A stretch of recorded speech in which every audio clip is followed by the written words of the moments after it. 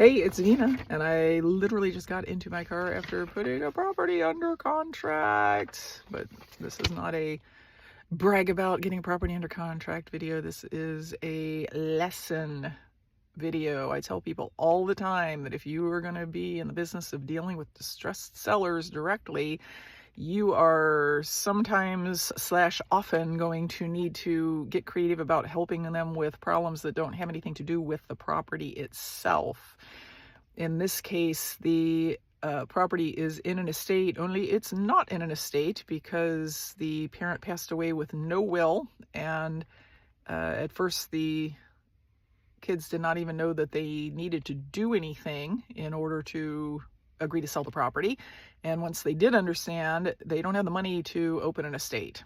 So part of my contract with them is that I will pay for probate up to a certain dollar figure that their probate attorney has assured me will more than cover it. And I just built that into my sale price, of course. See, the thing is, you will often run across problems that sellers have that seem pretty solvable to you, but are not solvable to them.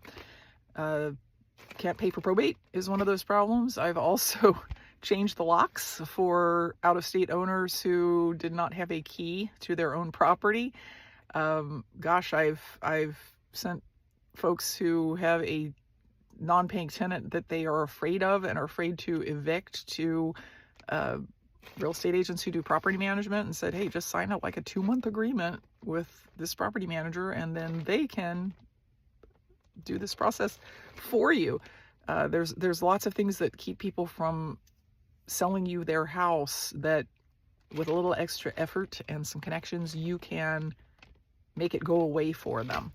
And if you're willing to do that, you will be better than 99% of all real estate investors who would mostly say, well, I don't know how you're going to evict your tenant. So the question, if you are newish to the real estate business, is how would you know what attorney to send them to, or what locksmith could change the locks, or what property manager might be willing to manage property for 2 months for some money in order to evict a tenant? And the answer is you hang out with other real estate investors,